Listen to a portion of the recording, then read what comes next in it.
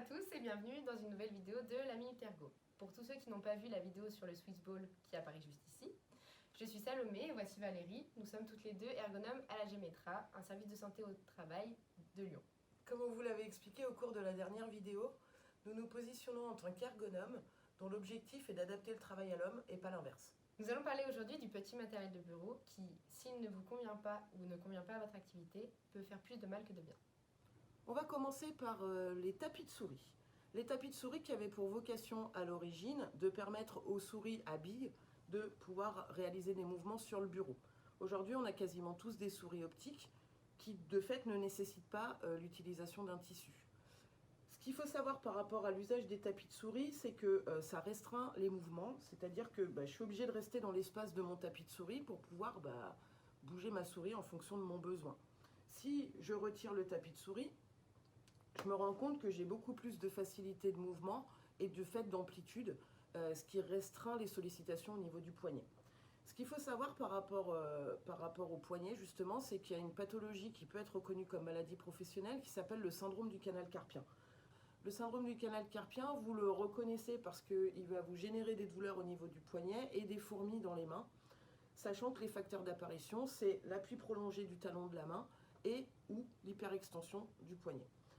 On peut vous proposer, dans le cadre de la prévention de ce syndrome, des tapis de souris avec de la mousse ou du gel.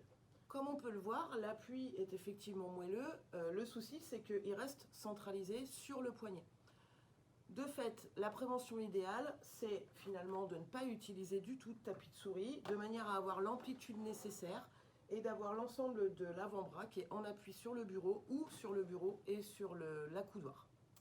Nous allons maintenant parler des souris. Il en existe plusieurs types, les classiques, les verticales et les obliques. Le plus important, c'est qu'elles soient adaptées à la taille de la main de l'utilisateur. Elles peuvent être positionnées dans le prolongement de l'épaule de l'utilisateur avec l'avant-bras positionné à plat sur le bureau. Ou alors, elles peuvent être positionnées devant le salarié s'il n'utilise que très peu son clavier. Les souris verticales permettent d'avoir une posture plus neutre de l'avant-bras.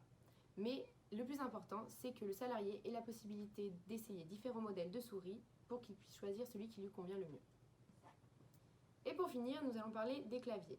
Toujours dans une prévention du syndrome du canal carpien et pour garantir une position neutre du poignet, il est préférable d'avoir un clavier le plus plat possible avec des touches fines et un revêtement mat pour éviter les reflets.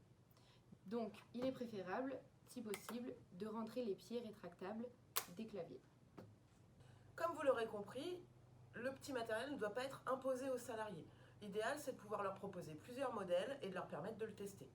Merci d'avoir suivi cette vidéo, j'espère qu'elle vous sera utile et n'hésitez pas à renseigner en commentaire des thèmes que vous aimeriez que nous abordions dans nos prochaines vidéos. À bientôt. Au revoir.